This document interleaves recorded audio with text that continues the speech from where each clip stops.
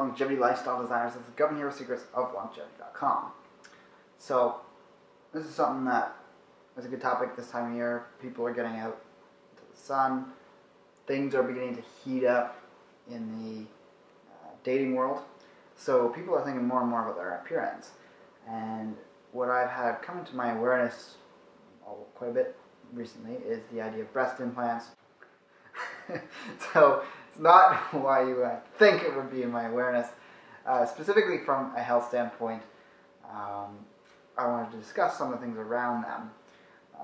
The problems that can come up during and shortly after having them done, but also the long-term effects, and then also what are the underlying desires you have for getting them, and what that might signify about the kinds of people you want to attract into your life. So, to start things off, there's clearly going to be any kind of risk that is associated with surgery. Whether it's an impacted wisdom tooth you're having taken out, anytime you're put under anesthesia and go under the knife, you're risking your life. That is just a common thing that people understand. Not everyone knows that, but it's something that we all kind of understand. Like, you get knocked out and someone's going to be handling sharp tools around you. There's extremely rare cases of people dying from the most mundane surgery. So that is something that you just have to realize is a lottery you're playing. The ancient Chinese and ancient Ayurvedic practitioners, healers, doctors, all considered surgery, and they were some of the pioneers of the most basic surgical procedures. They always considered them to be the absolute last resort for any kind of treatment. And there was always something that could be done first and was preferable to going under the knife because they recognized the danger of it. Now, obviously this is purely cosmetic, something being stuck inside your body to change it in a certain way is not coming from a health standpoint, so there isn't really a holistic way to go about it as an alternative. However, I have done 2 videos on this, which you can always check out at the links below. One on the nutritional and herbal and supplement side of it that you can take on to start pushing your body to a place of perhaps increasing your development. And this is most optimally done when you're younger. It's not something I recommend doing after 35-ish when you're past your peak fertility. Starts setting you up for the risk of breast cancer, which you don't want to be doing. It's also ideal to combine the exercises in with that, which can be done at any time in your lifespan, and it's highly recommended to do the exercises whether you're doing the nutritional component anyways, just for breast health. These are phenomenal for sexual and menstrual health. They can reverse a lot of PMS and menstrual problem issues, and there's cases where it's actually improved breast size by augmenting it a bit, making them plumper, and also lifting them up. So it's something I definitely recommend for anyone that wants surgery, plastic surgery, because maybe they have a lot of kids and they notice their breasts aren't what they used to be. I definitely recommend doing the exercises first before looking at surgical options. Now, if you are younger, you also have to recognize that it's not breastfeeding that causes sagging or change in the breast's form after having kids. It's actually a change in your hormones. So always breastfeed your kids, please. That's not something that we really want to be putting out onto the world is malnourished kids from the get-go who are going to have their own set of issues that they're going to bring into the world. So do consider those exercises before surgery. And if there is that really strong desire to have some kind of surgery done, just recognize what it is you're coming up against and risking when you're about to do it. There's definitely plenty of people who are so enamored and thrilled after they've had the surgery done that it's certainly the quality of life that it brings overshadows all these negatives that I'm going to be talking about in this video. So one thing a lot of people aren't aware of in Western culture is that trauma occurs and it has these long-lasting effects in our life.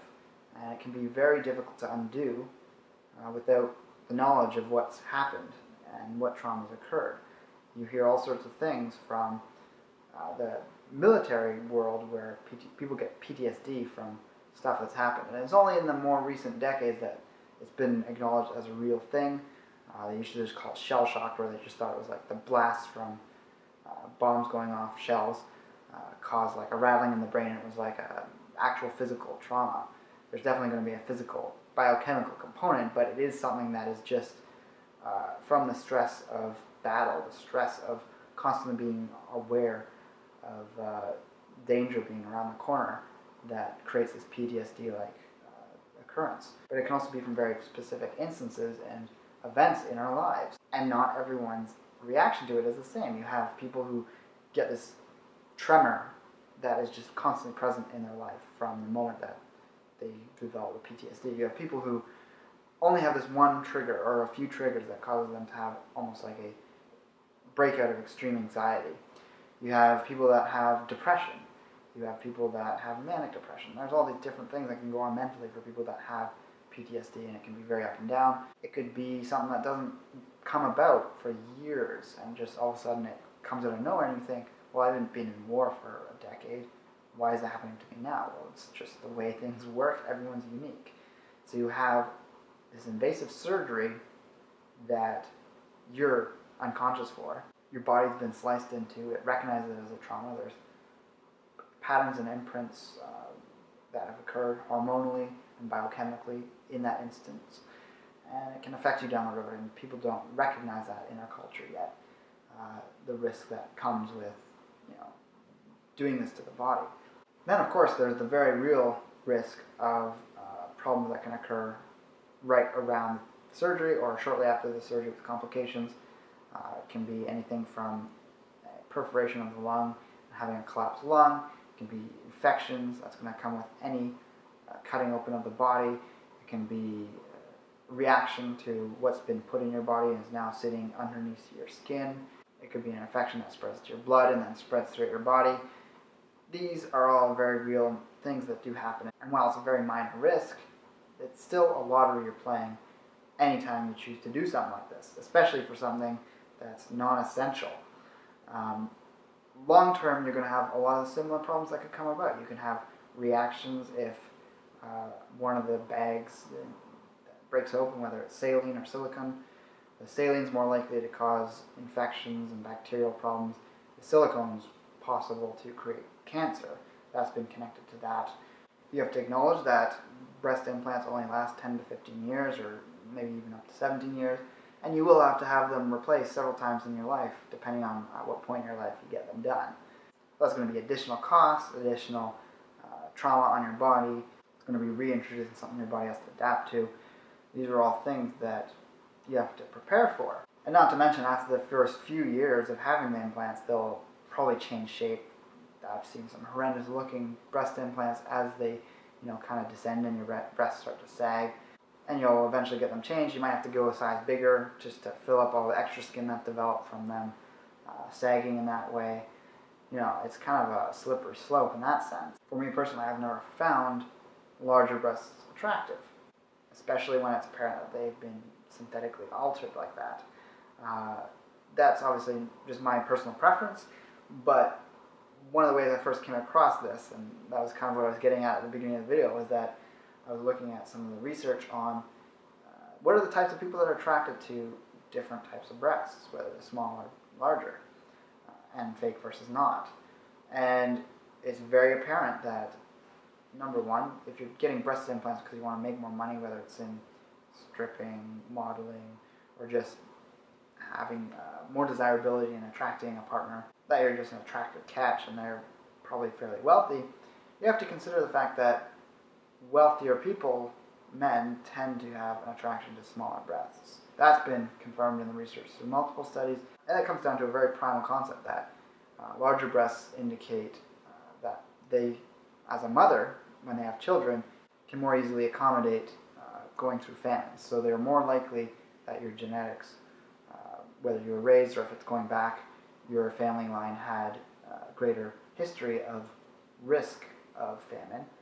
Thus, you were more likely from a lower class because you didn't have the money to have enough food around to sustain yourself. So larger breasts do develop. This is just the facts. This isn't me being trying to criticize anyone and judging people on their breast size. I don't go around the world thinking this way, but let's just acknowledge it for what it is, that yeah, the larger breasts indicate the ability to go through those famines because genetically in your history you've experienced that, and it's an adaptation to that. So if you get breast implants, there's definitely going to be, the odd wealthy person who will want you, but if someone is wealthy, the majority of people who are wealthy get that from inheritance and things like that, and if they have had a family line of more wealth, they're more likely to find smaller breasts more attractive. So if you're trying to play the numbers game, you might want to remain whatever breast size you are in order to attract that partner who wants someone from a genetic stock that they know wasn't going through those famines. Now, most people don't go through life analyzing things to that detail. It's a very unconscious drive people have. And like I said, people have different preferences. It's not a hard and fast rule. We're just talking about averages. So another thing to consider is that males unconsciously look for a woman as a life partner if they want to have kids, who has larger breasts if they want multiple kids. We're looking at larger and larger numbers of them. Modern day people generally don't want, a dozen kids. 2 to 3, if not a lot to handle, is probably about average, even still to this day, even though the fertility rates and birth rates are dropping in the Western world. So by getting larger breasts, you're indicating that you're hyper-fertile and able to accommodate a large number of kids. That might be imposing to someone who just wants 1 or 2, and there's also the fact that fake breasts can easily be identified, and what effect is that going to have on someone unconsciously if they're just looking for marriage. Now, I understand the type of mentality it takes to desire breast implants is you're probably not looking for 2.3 kids, white picket fence with a dog, and your husband purporting you being a stay-at-home mom. That's not going to be the way that you want to see yourself living, which is totally understandable. So, what do larger breasts actually attract? Well, studies show more misogynistic men are attracted to larger breasts. They're more likely to be violent towards women, and they'll just generally be viewing women more as sex objects as opposed to, as a person that they respect and see on the level. Another thing I read was that men attracted to larger breasts are more likely to have mommy issues.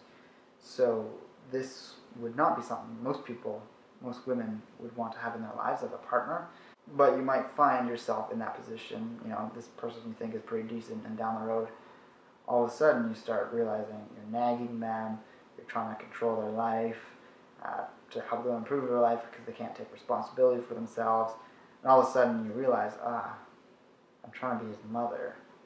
He doesn't have these things in his life because he never finished his development with his mother, and so I just fallen into that role. And that's a horrible place to be. I've seen it in couples, and it really sucks. It looks miserable. There's some people who slog through it, but it also ends a lot of relationships because it's not pleasant for the woman or the man.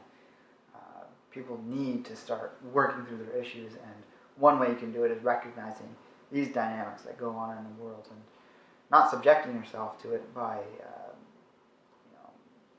feeding into the desires of the people that are fucked up. So there's a lot of fucked up people out there. If you conform yourself to being desirable to them, you're going to attract them into your life. I'm not saying someone with large breasts is going to always get that, but if there's that type of person out there and you're going to be getting breast implants, you might have a higher chance of attracting that person into your life. The one positive out of all that is that you have a higher likelihood of attracting someone that wants to have kids and be there for the kids. But on an unconscious level, if they know that you have breast implants, maybe that negates it. I don't know. So that is complex and in-depth. These are all very philosophical and psychological in nature that I've been talking about here. But yeah, we heard about the very real effects of long-term and short-term health effects. But then the psychological side of it's important too. You have to know what you're getting yourself into. And are you trying to just conform to this image that is from your own past trauma? You really have to start asking yourself this. Have you grown up reading all these fashion magazines and teen magazines that show this ideal image of a woman that has a certain size bust that you just didn't see yourself as having? Was it perhaps the dolls you played with as a kid? Was it the images you saw on TV and movies? And that might be worth doing as well, as going into yourself and dealing with these issues. Because if you have these issues that cause you to change your body, I see this in people who have all sorts of body modifications. It's very apparent what people do to change their body, what's going on inside them. That's not to say that those are wrong. You know, I modify my body. If you exercise and work out, it's because you don't feel healthy enough and you want to change yourself for the better. If you exercise for the specific purpose of looking a certain way with completely shredded abs in a certain proportion, then you're starting to get into a more superficial thing, and that can be coming more from a place of insecurity. So as we get more superficial with the things we want to change, as opposed to changing things from a health standpoint, then there's issues under the surface there, because these aren't coming from a place of wanting better health. So that's an important consideration to make. And if you find yourself wanting these things, you have to change it. I've wanted things in the past that I realized, now that I've changed over time, that they were based in unhealthy desires. I had a desire for certain body modifications, piercings, tattoos, because I wanted to project a certain image. And again, not to say people who have certain tattoos and piercings are in the wrong, but from my own experience, looking back, I had certain issues at that time in my life that I cleared up over time, and my desire for those modifications changed. You could even say, you know, certain hairstyles reflect certain inner things about people, and the more ridiculous and obscure hairstyles and, you know, hair coloring, hair products in the hair gets, the more there might be an issue there. I'm going to not get into this issue because it's racial and it's contentious, but you look at what certain races do with their appearance and trying to conform to other races. It's kind of sad that that happens. There's a lot of stuff in behind that. I'm not going to get too specific, but when you think about the way people change their hair, and there's been people in those racial groups that speak out against this now, and they say, why are we doing this to ourselves to try and look like this other race? There's generally an issue underlying there that isn't a healthy one, because it's negative. You feel bad about yourself, so you cover it up with this surface change. So thank you for getting through this video. I want you to check out the links below. Anything I talked about in regards to studies and things, you can find links to those below in the drop-down menu. There's also my videos there. If you want to naturally try and make some subtle changes to your bust size, and perhaps whether it's elevated or not, if it's been sagging due to age or changes in hormones. Another thing I talk about in the breast exercise video is the importance of eliminating bras. So bras are very harmful in that they cut off a lot of the lymphatic drainage right at the bottom edge of the breast. It's that wire bra, firm, cutting into the skin, that pressure that over time can cause a lot of stagnation in the breast, and that causes hormonal problems, that causes sagging of the breasts. So there's a lot of ways to change your appearance of your bust through natural means, through only using a bra when it's necessary in work or social situations, and not using it when you're at home. And then also doing these other things to improve your breasts naturally without having to cut into them and alter your body in these pretty horrific and traumatic ways. So let me know what you think about this video in the comments below. Like, favorite, and share the video if you feel so inclined. With that, I'll talk to you next time. Take care and embrace life.